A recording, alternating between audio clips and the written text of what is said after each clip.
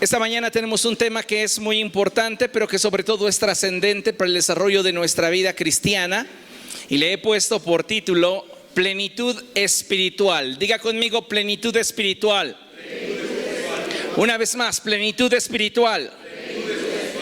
Por favor, abra su Biblia en Proverbios.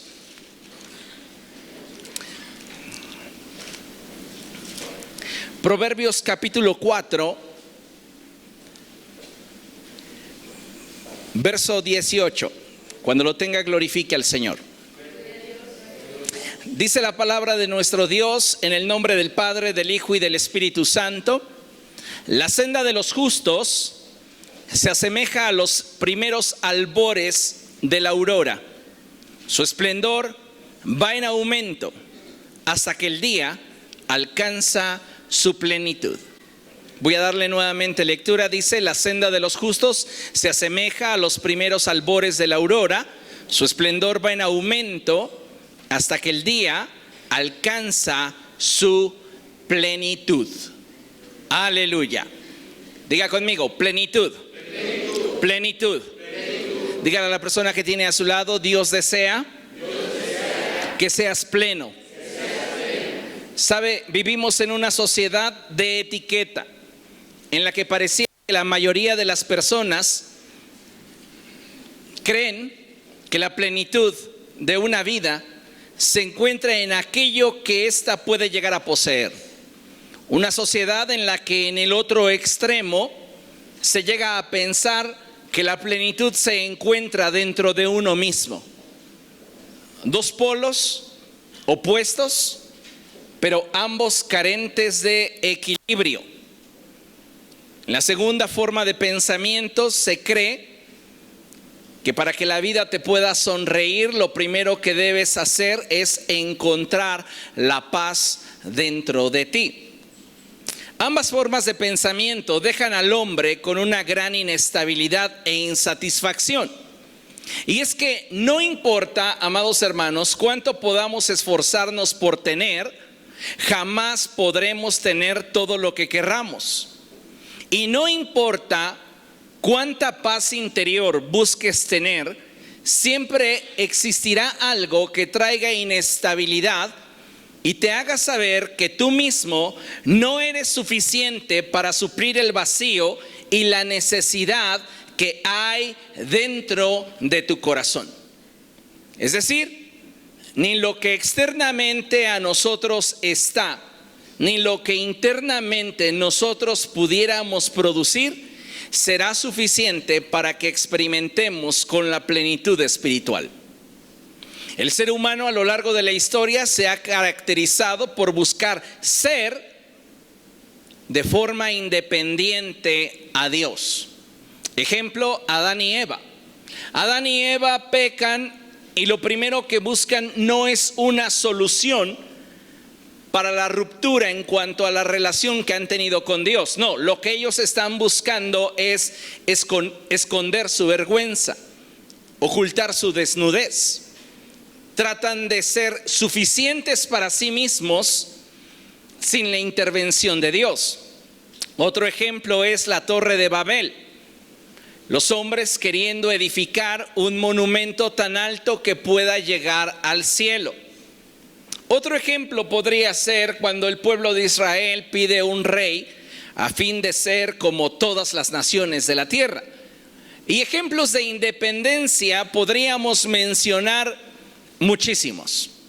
Lo cierto es que, como ya apunté anteriormente, el ser humano se caracteriza por querer ser, es decir, querer alcanzar su plenitud de forma independiente a Dios. El hombre lamentablemente considera que podrá ser a partir de hacer, y eso es algo que no es posible llevar a cabo, ya que de hacerlo de esta manera, es decir, invertir nuestra vida en querer ser a partir de hacer, podremos entretenernos haciendo, pero lamentablemente el hacer jamás producirá en nosotros plenitud. ya que, como mencioné al principio, el ser humano no fue creado para poder saciarse a sí mismo, fue creado para encontrar sentido y significado, así como plenitud, solamente en aquel que puede brindársela, y este es Dios. El ser humano no debería vivir en independencia de Dios.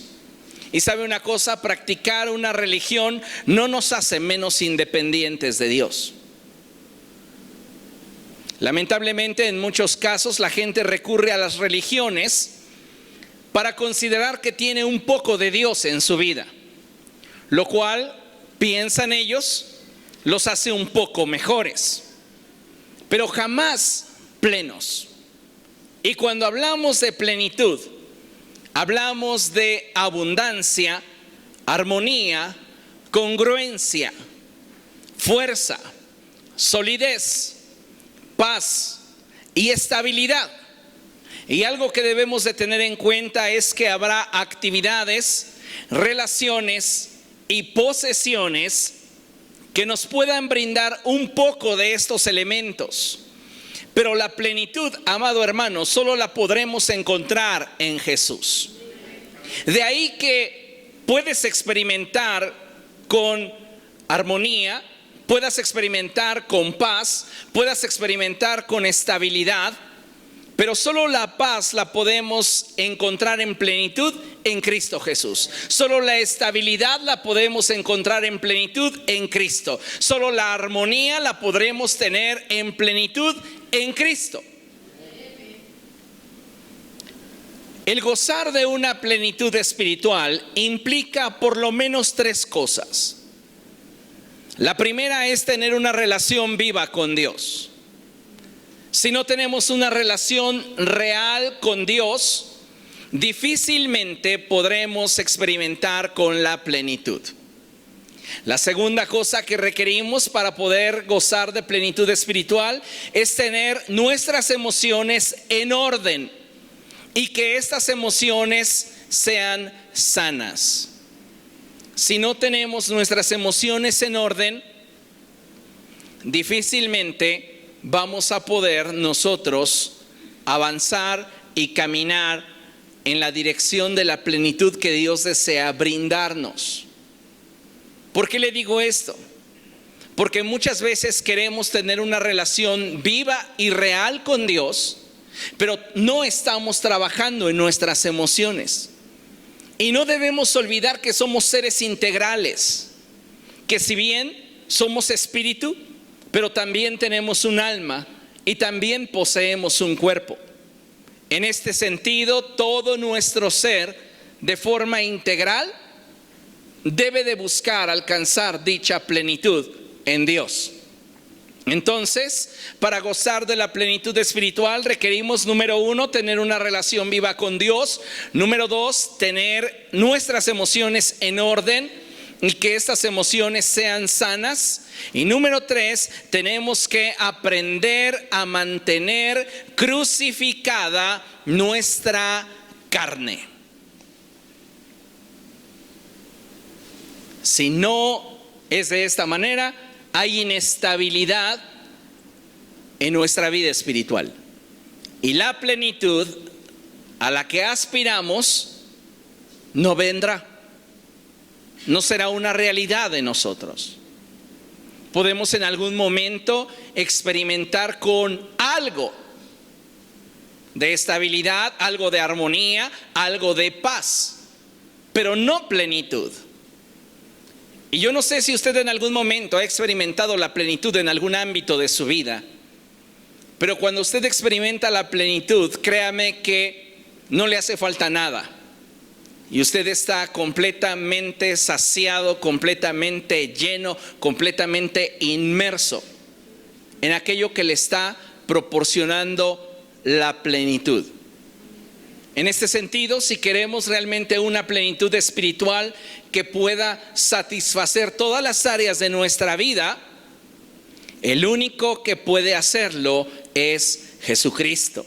Amén. Hoy día es común encontrar a practicantes de la religión, cualquier religión que sea, sufriendo. Sí, hoy más que nunca, la gente cristiana evangélica se encuentra con más problemas emocionales que la generación de cristianos de hace 30 o 40 años. Porque pareciera que esta generación es semejante a esa semilla que cayó entre espinos. Y de pronto parece ser que estamos germinando, que estamos creciendo, pero los afanes y preocupaciones de esta vida comienzan a ahogar el fruto que deberíamos dar. O dígame usted, ¿está como debería estar? ¿Se encuentra en el nivel en el cual Dios le quisiera tener? ¿Por qué? Porque no estamos experimentando con la plenitud espiritual en nuestra vida. Estamos en algún sentido sufriendo. Y esto pasa en todas las religiones, pero ¿sabe? No debería pasar con aquellos que son hijos de Dios. Es anormal que un hijo de Dios viva sufriendo. Y es diferente a entenderlo en el sentido de que un hijo de Dios atraviese por el sufrimiento. Son dos cosas diferentes. Uno obedece a un proceso natural de la vida y el otro obedece a una actitud del corazón. Dice la palabra de Dios que en el mundo encontraríamos aflicción, ¿cierto o no? Ninguno de nosotros estamos exentos de atravesar por procesos de dolor. Pero el que en nosotros esté gobernando una actitud de tristeza, de zozobra, de resentimiento, de amargura, eso ya no es normal y no corresponde a aquellos que son hijos de Dios. Así que es lamentable que hoy encontremos a personas que están practicando una religión, sufriendo tristeza, decepción. Muchos de ellos están amargados, enlutados, resentidos con la vida, consigo mismos. Y cuando no es fácil aceptar el problema, cuando no es fácil reconocer que somos responsables del punto en el que nos encontramos, nos resentimos con Dios. Es que Dios es el culpable. Lo cierto y lo que quiero enfatizar es que el hombre podría invertir toda su vida tratando de encontrar la plenitud en cuanto a la felicidad y nunca encontrarla, porque la plenitud en nuestra felicidad se encuentra en Dios. Ni el mundo que te rodea, ni dentro de ti mismo podrás encontrar la plenitud que solamente de Dios procede. Así que considero que hoy sería un buen momento para evaluar nuestro nivel de satisfacción personal. ¿Qué tan satisfecho estás contigo mismo? Ese es tu nivel de plenitud. ¿Y qué cree? Un altísimo porcentaje de cristianos no están experimentando con la plenitud espiritual. Viven en la zozobra. Y de nada, escuche, nos sirve practicar la religión protestante o traer una Biblia bajo el brazo, porque lamentablemente no estamos siendo congruentes con lo que decimos profesar como el fundamento de nuestra fe. Y por este motivo es que no hay en nuestra vida satisfacción, no hay plenitud. No puede haber plenitud si no hay satisfacción. Y no hay satisfacción si no hay una entrega real y verdadera.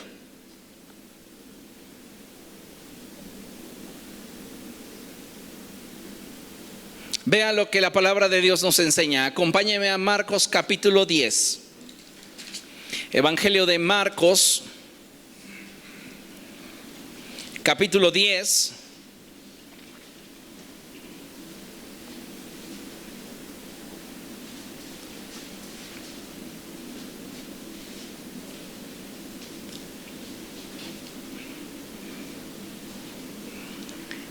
Del verso 17 en adelante.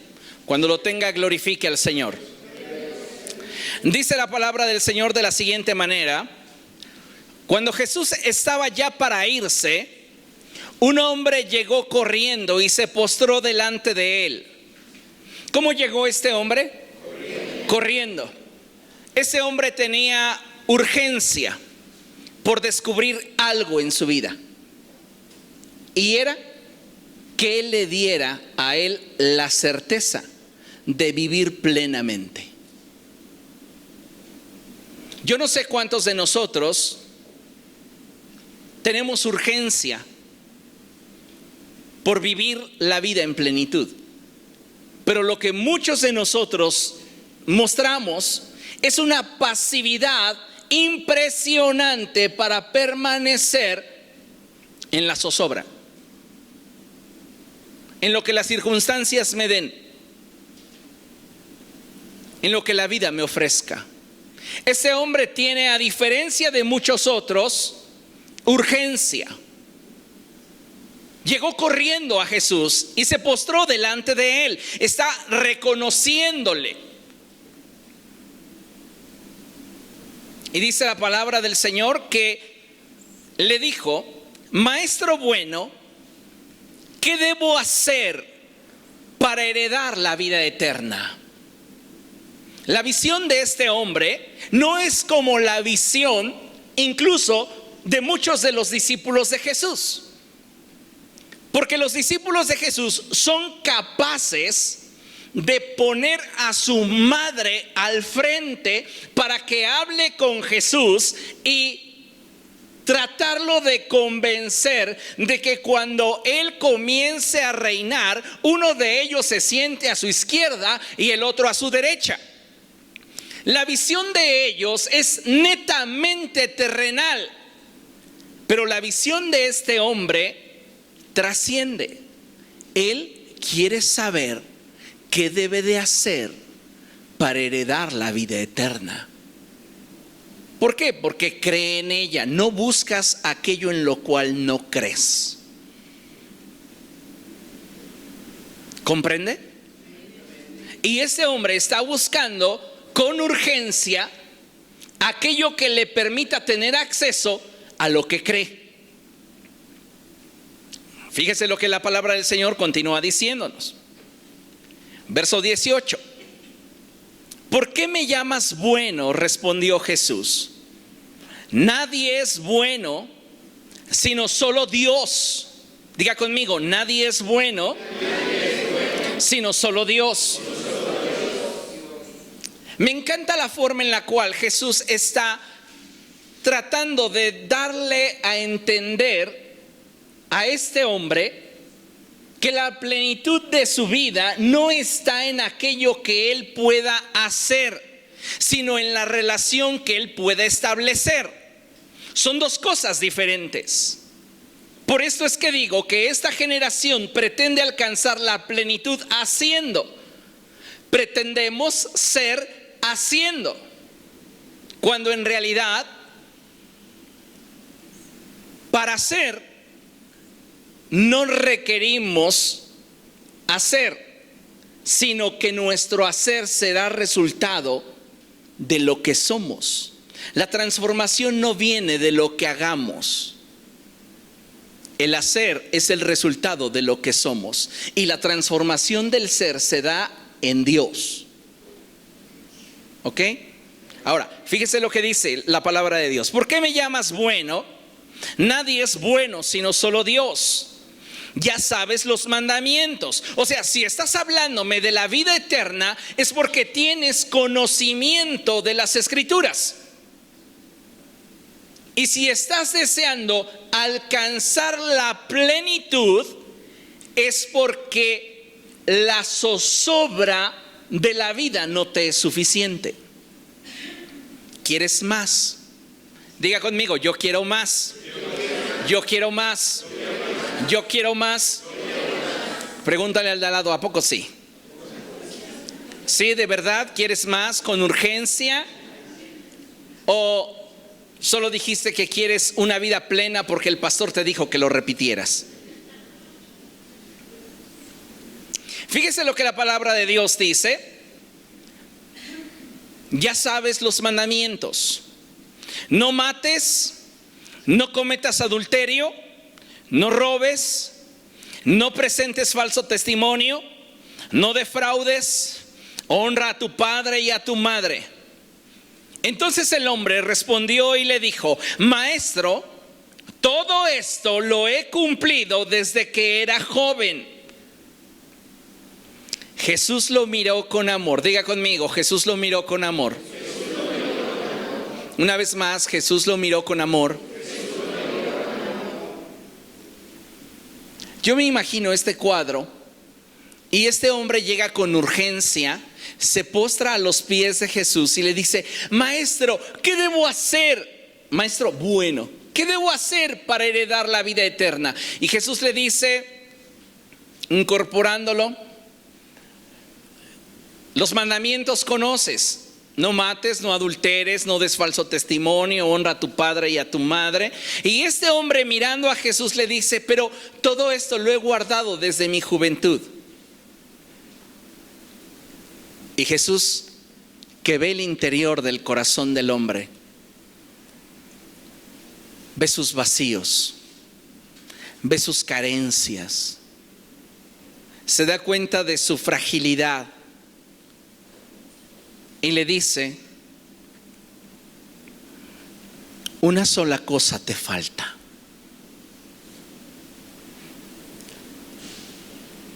Has tratado de llenar tu vida con acciones, porque en eso se enfoca la ley. La ley se enfoca en regir la acción del hombre. Si no guardas o si no haces conforme a los mandamientos que están escritos en este libro, todas estas maldiciones vendrán sobre de ti. La ley regula el hacer, pero la gracia transforma el ser. Entonces este hombre está tratando de alcanzar la plenitud practicando la ley que rige la conducta. Pero Jesús le dice: no está en el hacer, se trata de ser. ¿Recuerda ese pasaje famoso en el cual Jesús habla acerca de la adoración? Porque tales adoradores busca el Padre que sean los que le adoren. Sean. No dice hagan, dice sean. Y ser es el resultado de una experiencia transformadora con Dios. Entonces, este hombre le dice: todo esto lo he guardado desde mi juventud. Y Jesús lo mira con amor, con compasión, como diciendo: ¿crees que lo has hecho bien? Pero si no has alcanzado la plenitud, es porque una cosa te falta. Y Jesús le dice: anda, vende todo lo que tienes y dáselo a los pobres, y tendrás tesoro en el cielo. Luego ven y sígueme. Jesús confronta a este hombre con la realidad de su corazón, porque él afirma hacer todo lo que se requiere para vivir en paz, plenitud y estabilidad, pero no puede gozar de la plenitud de la paz, de la estabilidad. ¿Por qué? Porque jamás aquello que nos rodee o aquello que brote de nosotros mismos nos puede proveer dicha paz. Lo que Jesús le está diciendo es: quita y haz a un lado lo que está estorbándote en realidad para alcanzar la plenitud y sígueme. Conéctate a mí. y yo te daré esa plenitud que estás buscando. Y cuando este hombre escuchó las palabras de Jesús, en lugar de alegrarse, porque finalmente había descubierto lo que podría darle plenitud, se entristeció y se alejó de él. ¿Cuántas veces no estamos experimentando la plenitud, el gozo, la alegría, la paz que Dios quisiera que experimentáramos, porque nos aferramos a aquello que en lugar de resultarnos una ventaja, nos es un estorbo? Para este hombre la riqueza le estaba resultando un obstáculo para ser pleno, porque posiblemente no estaba asesinando a nadie, no era un adúltero, no estaba faltándole a sus padres, pero había algo en el corazón que le impedía experimentar con la plenitud que de Cristo procedía, y era la codicia. Ese era su problema. Pregúntale al que tienes a tu lado, ¿cuál será el tuyo?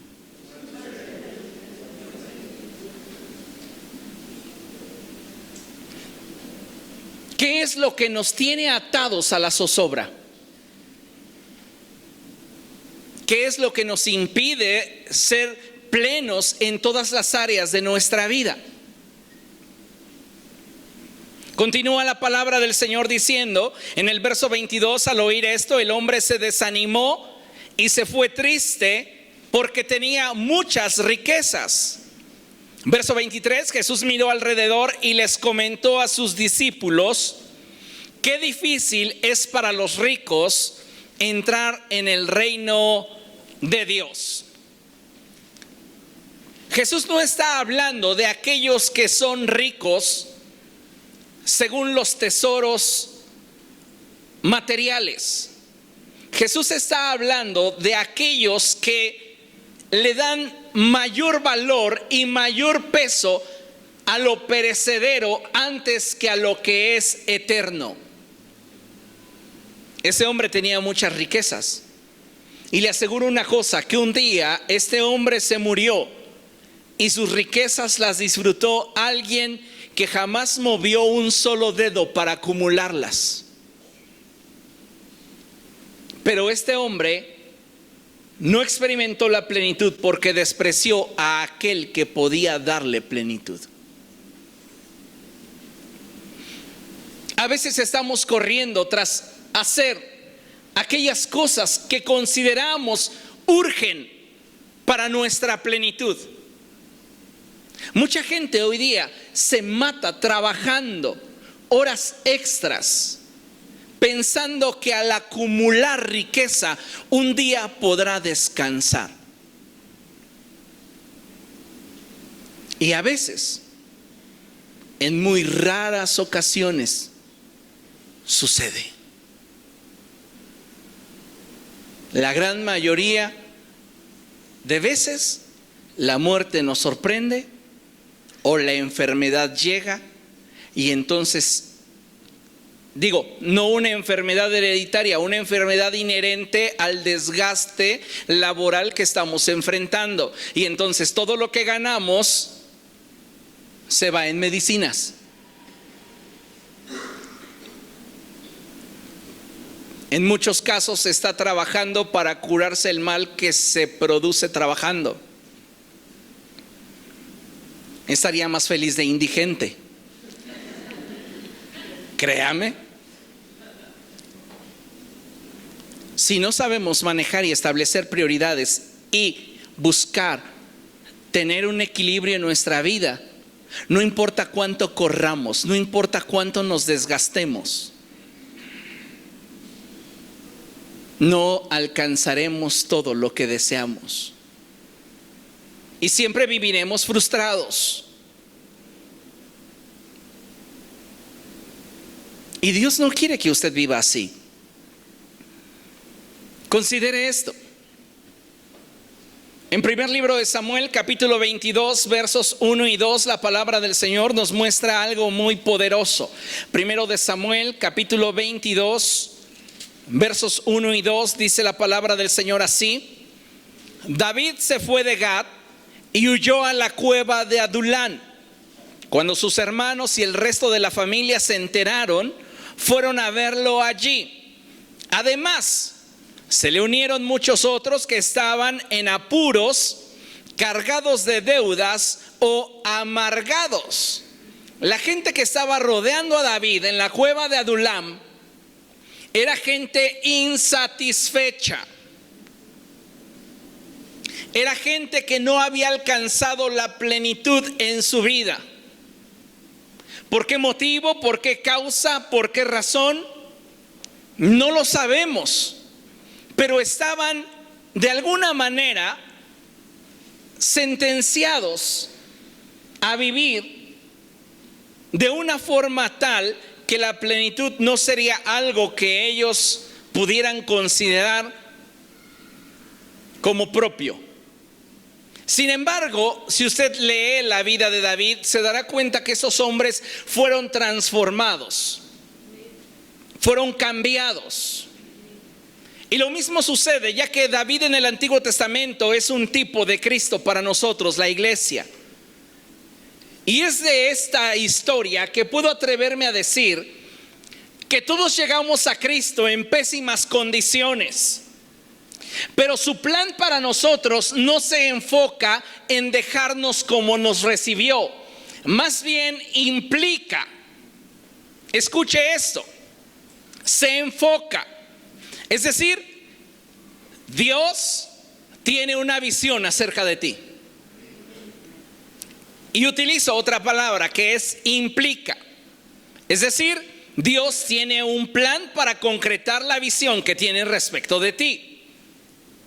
Cuando Dios te recibe, no importa en qué condición te recibe, Él tiene una visión acerca de ti y un plan para cumplir la visión. ¿Comprende? Entonces podemos afirmar que es verdad que todos llegamos a Cristo en pésimas condiciones, pero Él tiene un plan para nosotros y ese plan no se enfoca en dejarnos como nos recibió. Más bien implica liberarnos, limpiarnos, sanarnos y restaurarnos. ¿Para qué cosa? Para que unidos a Él seamos capaces de experimentar la plenitud que solo de Dios procede. Escuche esto porque es importante. Solo unidos a Él podemos tener la capacidad de experimentar la plenitud que de Dios procede. Entonces, para yo mantenerme unido a Cristo, requiero ser liberado, limpiado, sanado y restaurado. David, amados hermanos, era un hombre intencional.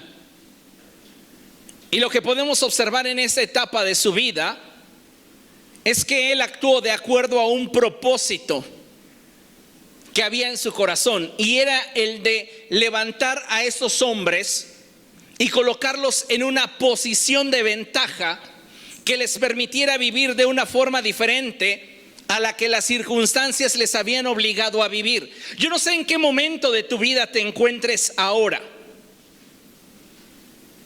pero si no ha habido una transformación desde el día en el cual conociste a Cristo Jesús y le entregaste tu vida como Señor y Salvador al día de hoy, es porque no has estado viviendo en su plenitud.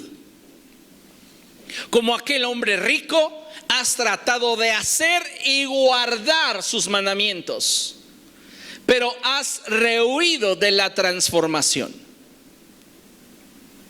Y para ser transformado se requiere exposición, se requiere entrega, se requiere compromiso. ¿Qué es lo que estoy tratando de comunicarte? Que si queremos mantenernos unidos a Cristo, Como dice la epístola a los Hebreos, necesitamos quitar el lastre que nos estorba. Necesitamos ser liberados. ¿De qué? Tal vez de un alma fracturada. Tal vez de una conciencia encallecida. Posiblemente de un corazón endurecido. Tal vez de una práctica pecaminosa que nos tiene doblegados. Necesitamos venir a Cristo y pedirle perdón para ser limpiados. Pero si confesamos nuestros pecados, Dios, que es fiel y justo, nos los perdonará y nos limpiará de toda maldad. Para entonces entrar al proceso de sanidad y restauración. Solo así nos podemos hallar unidos a Cristo. ¿Comprende? Y solamente unidos a Cristo es que seremos capaces de experimentar la plenitud. Si no estamos experimentando nuestra plenitud en Cristo Jesús, es porque nos estamos conformando con lo poco que la religión nos provee. Nos sentimos contentos por haber estado en el tiempo de alabanza y adoración, pero no hubo plenitud. La palabra del Señor nos pudo haber emocionado o exhortado, animado o consolado, pero no encontramos en ella plenitud. Y vivimos a medias, sin realmente estar al 100. Yo no sé a cuántos de ustedes les gusta una vida así, pero en algún momento escuché a una persona decir esto y creo que lo decía con toda razón. Esa persona decía que vivir a medias es morir despacio. Y a veces nuestra vida es solo el reflejo de una experiencia a medias en cada área de nuestra vida. ¿Cómo estás en relación a tus proyectos personales? Pues bien. ¿No estás como quisieras? No. ¿Pero cómo te sientes? Sin ahondar, la gran mayoría respondería insatisfecho.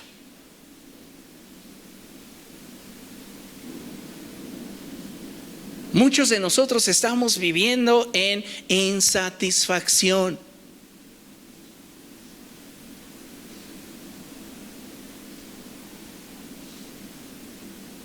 Vea su nivel de insatisfacción, que ni siquiera cuando come lo que le gusta lo disfruta.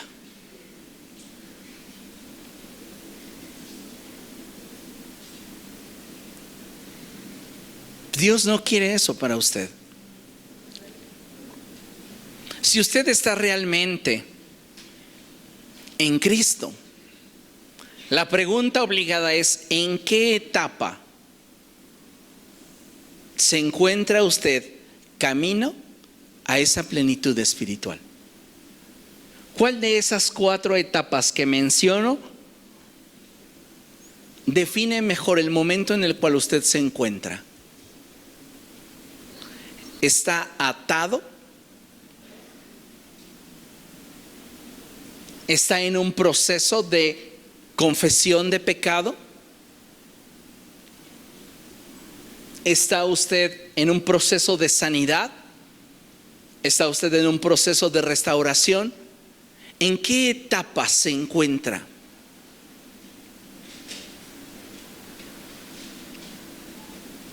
Consideremos lo que la palabra de Dios nos enseña. Y por favor, vaya conmigo a Primera a los Tesalonicenses, capítulo 5. Primera epístola del apóstol Pablo a los Tesalonicenses, capítulo 5, y vamos a leer a partir del verso 16 hasta el verso 24. Cuando lo tenga, glorifique al Señor.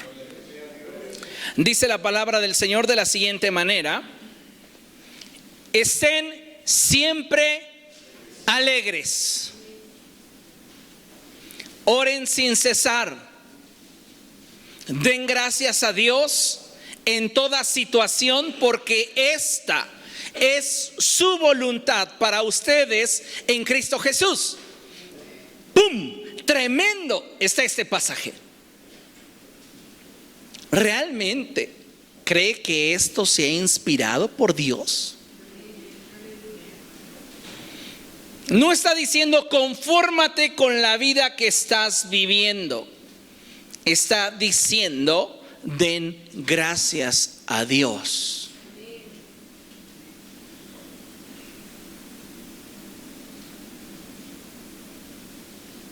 Tremendo pasaje.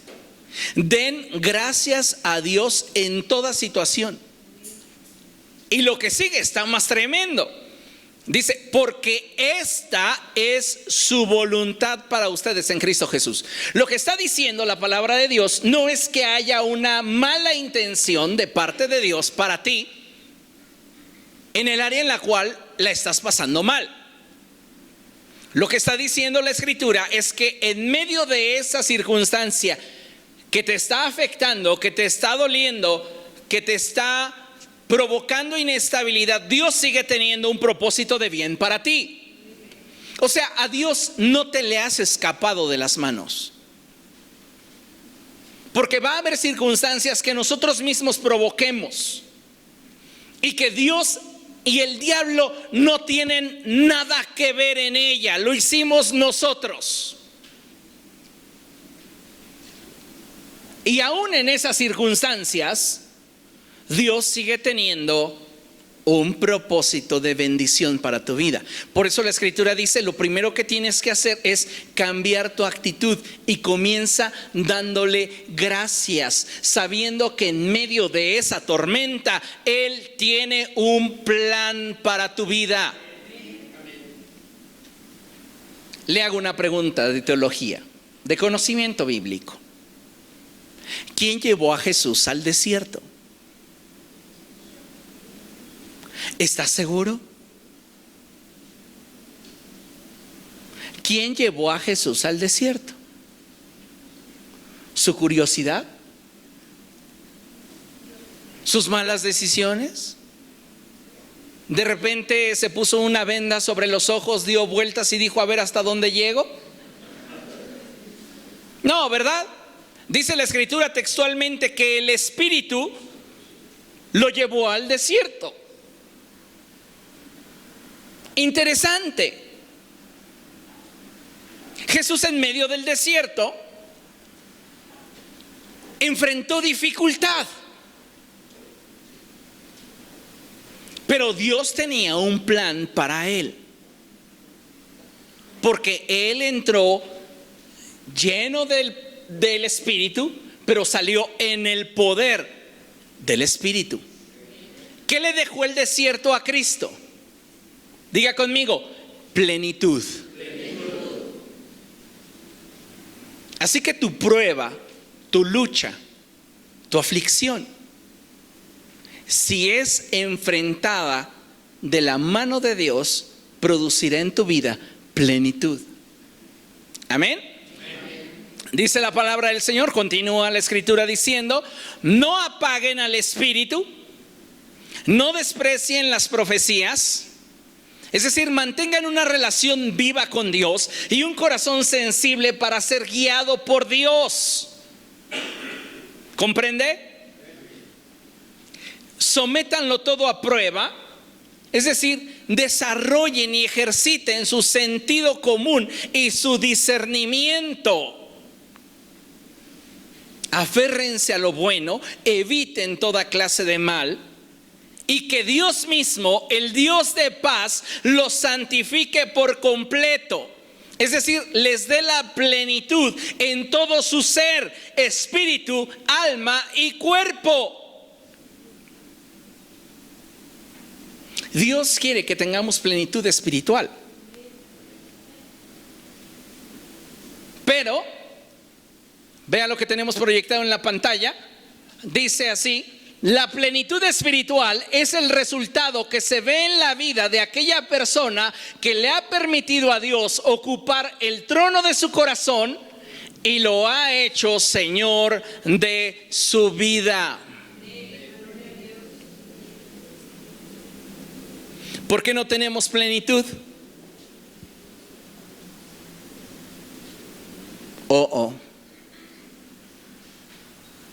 ¿Quién está sentado en el trono de mi corazón?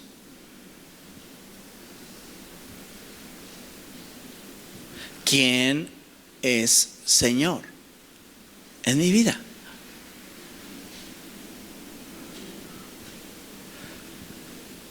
Yo no veo normal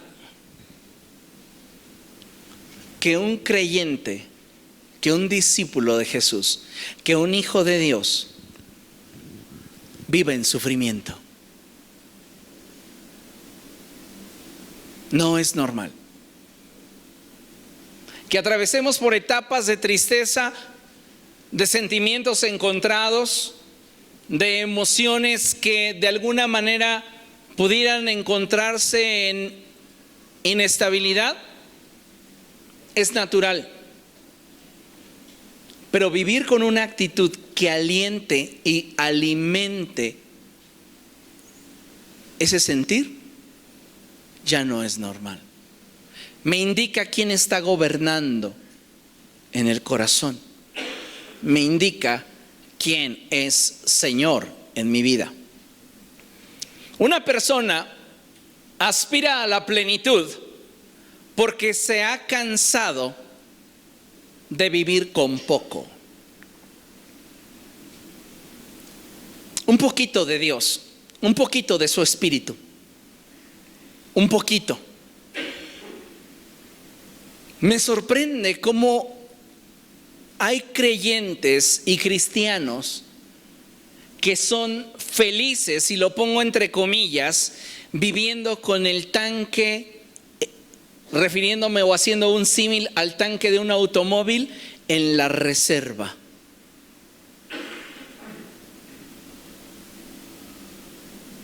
No hemos experimentado la llenura del Espíritu Santo, la plenitud de Dios obrando y moviéndose a través de nosotros. Nos es desconocido. ¿Y sabe qué es lo peor? Que nos sentimos bien por lo que hacemos. Es que yo estoy en la alabanza, yo doy clases a los niños, yo estoy detrás de la cámara, yo toco un instrumento, yo predico. Parecemos ese hombre rico que se justifica en el hacer. Pero lo que necesitamos es ser transformados. Lo que requerimos es que Cristo nos libere, que Él nos limpie, que Él nos sane, que Él nos restaure. Uno de mis pasajes preferidos en toda la Escritura está dado por el apóstol Pedro, y lo tengo muy grabado en mi mente y en mi corazón, en la forma en la que se expresa a través de la traducción de la Reina Valera versión 60. Y él dice: mas el Dios de toda gracia, que nos llamó a su justicia eterna en Cristo Jesús, después de que hayáis padecido por un poco de tiempo, Él mismo os perfeccione y afirme, fortalezca y establezca. A Él sea la gloria por los siglos de los siglos. Muchas personas están acostumbradas a vivir con poco, y esa no es la plenitud de la cual Cristo hablaba. En Juan 10:10, no lo busque, le voy a dar la lectura en la Nueva Traducción Viviente. Juan 10:10, Nueva Traducción Viviente, escúchelo con atención, dice así: el propósito del ladrón es robar y matar y destruir. Mi propósito es darles una vida plena y abundante. plena y abundante. Pero nos enfocamos de inmediato en lo externo. Y mucha gente piensa al revés de cómo Dios trabaja. Pensamos entonces que si Dios quiere darnos plenitud, va a comenzar por lo que de afuera me inquieta. Vea cómo muchas teologías que hoy están invadiendo dentro de la iglesia toman sentido. ¿Por qué? Porque la visión surge de el yo y no del trono de Dios. Entonces la gente dice, si Dios quiere mi plenitud, va a comenzar a cambiar lo que externamente a mí me produce inestabilidad. Para empezar, va a favorecerme en todo, va a cumplir mis antojos y deseos. Que comience por darme un buen trabajo, que cambie a esta mujer, que cambie a este hombre. Y pensamos que en eso radica nuestra plenitud, en lo exterior. Cuando en realidad, amados hermanos, Dios trabaja de dentro hacia afuera. Y sabe, es lamentable que en muchas ocasiones nos encontremos siendo hijos de Dios, porque lo somos, como aquella mujer sirofenicia que esperaba que las migajas cayeran de la mesa de sus amos, cuando nos hemos olvidado de que Él, es decir, Dios, tiene una mesa reservada para nosotros. Estás esperando que caigan migajas y vives de la zozobra que la religión te ofrece, pero no alcanzas a experimentar la plenitud que de Cristo procede. ¿Por qué? Porque no has estado dispuesto a exponerte del todo. No has sido completamente liberado. No has sido completamente limpiado. No has sido completamente sanado. No has sido completamente restaurado. Recuerde que no se sirve vino nuevo en un odre viejo, porque en tal caso el vino rompería el odre, y tanto el odre como el vino se perderían. ¿Qué importancia, amados hermanos, tiene el que nosotros seamos objetivos en el estado en el que nos encontramos? Honestos con Dios. Él quiere mi plenitud, sí, pero no sucederá de afuera hacia adentro. Tiene que comenzar por mi corazón. En 3 de Juan, verso 2, en la traducción Palabra de Dios para Todos, dice la escritura de la siguiente manera: estimado hermano, le pido a Dios que te vaya bien en todo y que tengas buena salud física, así como la tienes espiritualmente. ¿Dónde comienza la plenitud? En el espíritu. Y si no somos plenos espiritualmente, no importa que todo en torno a nosotros sea de lo mejor, no tendremos la capacidad de disfrutar dicha plenitud. Amados hermanos, Dios tiene pensamientos de bien para nosotros. Y en estos pensamientos Él desea que nosotros experimentemos de la plenitud espiritual. Porque Dios sabe que al tener plenitud en nuestra relación con Él, toda nuestra vida comenzará a disfrutar de esa dicha. Aun cuando nuestro entorno aparentemente no nos favorezca, y aun cuando en nuestro interior aún existan procesos por concluir, seremos plenos.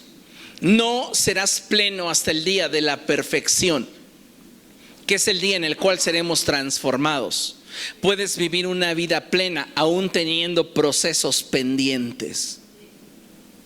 Y eso es lo que Dios quisiera para cada uno de nosotros, que viviéramos una vida plena, una vida tal que nos permitiera disfrutar de esa maravillosa relación que se puede vivir con Cristo, que nos permitiera crecer de tal modo que todo aquello que enfrentemos o vivamos, podamos tener de esto como referencia para saber que la obra de Dios sigue activa en nosotros. Considere esto. La plenitud espiritual de toda persona está directamente relacionada con el nivel de exposición y compromiso que ha decidido tener con Cristo, ya que solo de esta forma es que puede tomar lo que Él en su gracia y soberanía ha determinado darle. Dios a cada uno de nosotros ha determinado por su gracia y en su soberanía darnos plenitud. Pero para que nosotros podamos participar de ella, necesitamos exponernos y comprometernos con Cristo. En eso radica nuestra plenitud. Si entendiéramos esto, nuestra vida comenzaría a experimentar verdaderos niveles de satisfacción. Pero como no lo entendemos, como no lo vivimos, experimentamos verdaderos niveles de insatisfacción. Tienes en muchas áreas de tu vida ventaja sobre muchas personas, y ni aún todo eso te da satisfacción. ¿Y sabe por qué? Porque el problema no está en lo que tenemos, el problema está en lo que hemos perdido, y hemos perdido nuestro enfoque en Cristo. Seguimos participando de una religión, pero hemos dejado de ver a Cristo. Ahora vemos nuestro estado físico, ahora vemos nuestras finanzas, ahora vemos los problemas, ahora vemos la dificultad, ahora vemos lo que nuestro corazón ambiciona, pero hemos dejado de ver a Jesús. Y cuando eso sucede, nuestro corazón se corrompe. Necesitamos un cambio en nuestra manera de pensar. Juan capítulo 1, verso 16 y 17 nos dice una verdad poderosa.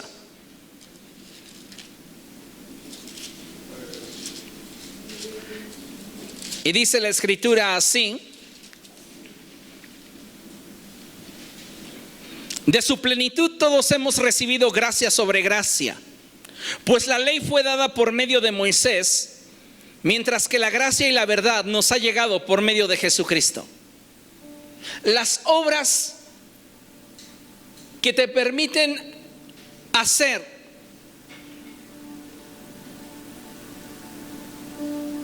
que te permiten moverte en una dirección de aparente satisfacción, nunca te podrán dar plenitud. Porque la plenitud a cabalidad se encuentra en Cristo. Y solo en Él es que nosotros podemos ser. Una persona, hasta que le entrega el trono de su corazón a Dios y le rinde su voluntad a Jesús, es que viene a entender el sentido y el significado que su vida tiene para los propósitos eternos de Dios. Por eso es importante que consideremos lo que el apóstol Pablo le escribe a los Efesios. Y ahí en el capítulo 3, versos del 17 al 19, lo tenemos proyectado en la pantalla. La escritura dice algo tan hermoso, tan importante, que deberíamos considerar. Y dice la palabra de Dios así: para que por fe Cristo habite en sus corazones. Y pido que, arraigados y cimentados en amor, puedan comprender junto con todos los santos cuán ancho y largo, alto y profundo es el amor de Cristo. En fin, que conozcan ese amor que sobrepasa nuestro conocimiento, para que sean llenos de la plenitud de Dios. Pablo describe 4 dimensiones y él refiere al amor de Dios como la expresión de la plenitud de la naturaleza de la deidad. Y al nosotros estar inmersos en esa plenitud, seremos plenos.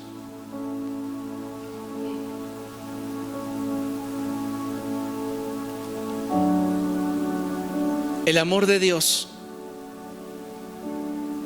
tiene la capacidad de transformar tu vida y darte plenitud. No es una pareja la que nos da plenitud. No son los hijos los que nos hacen plenos.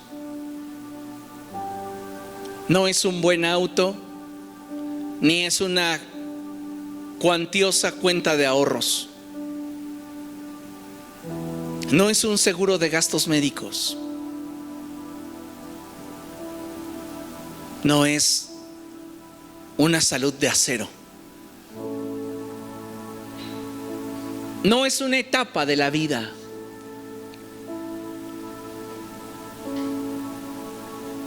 Es Cristo,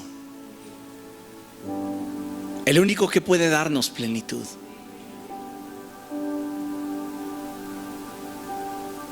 Y no importa si tu salud se ve mermada, si tus finanzas se ven afectadas, si en lo laboral las cosas no resultan, si en lo emocional no has encontrado lo que deseas, lo que anhelas. Eres una persona plena. Y créame, ¿sabe cuál es la ventaja de una persona plena? Que lo que busca no lo busca por necesidad, lo busca porque así lo quiere.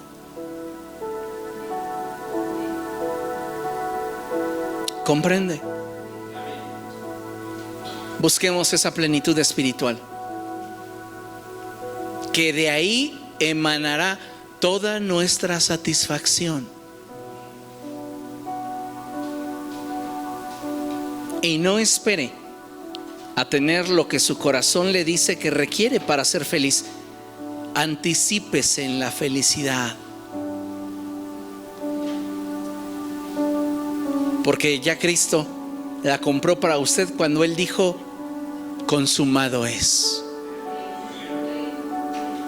Y si usted, como aquella mujer sirofenicia, continúa esperando las migajas que caen de la mesa de los amos, seguirá viviendo en la zozobra. O puede levantarse y decir: tú aderezas mesa delante de mí en presencia de mis angustiadores. En paz me acuesto y asimismo me duermo, porque solo en ti, oh Señor, está mi confianza. Plenitud, paz, estabilidad, regocijo, alegría, todo eso está en Cristo. Póngase de pie, vamos a dar gracias.